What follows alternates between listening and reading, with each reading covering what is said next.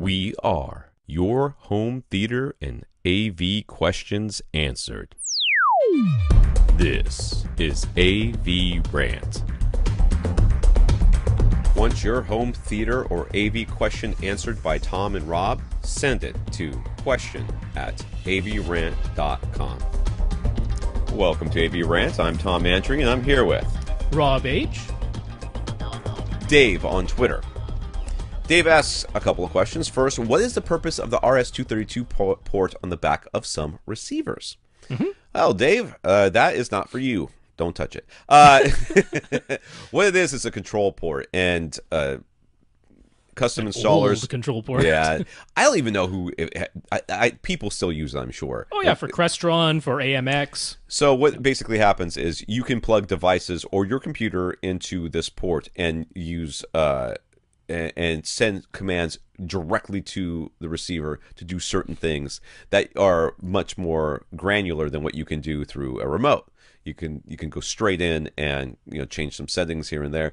And Crestron, AMX, probably Control 4, and all the rest of them. Control 4, yeah. They will. Although I think Control 4 does it mostly through Ethernet IP stuff. Probably does. I don't know why you do it that way too now. So what this is just a way to integrate your receiver into a whole house automation system that uses a specific port in order so that everything has the same controls on it. It's just back there. Don't worry about it. Yeah, you'll notice that like in Denon's lineup, they had the CI, right? They would put CI on the end of model numbers, and that stood for custom integrator or custom integration model, and those ones always had the RS-232 port on the back so that you could connect it to your Crestron system. Yeah. Secondly, he asked, what about the 3.5mm remote in and out jacks? What are they for? Same sort of thing, except you're using a remote control like your Harmony. Rather than pointing the IR at it, you could take a jack out of the back of whatever hub or whatever you're doing, plug it directly in a line directly into there, and it will control it.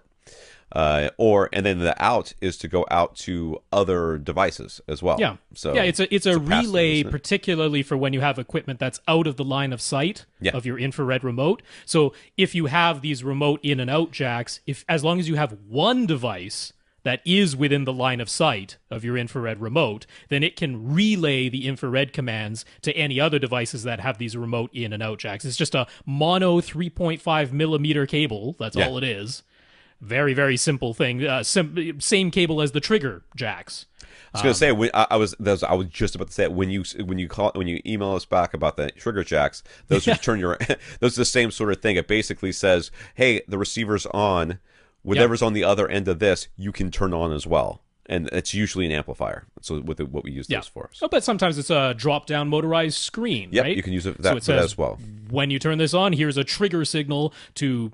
I mean, the trigger is just, it's here or it isn't. It's binary, it's on-off. Whereas the remote in and out is actually relaying full infrared commands. That's right.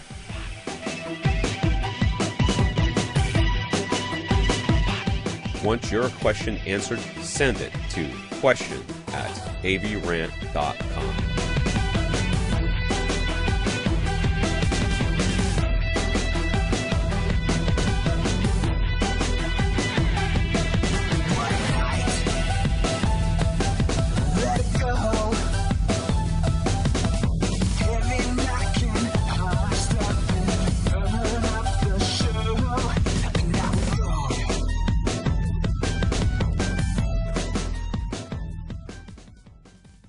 This is AVRant.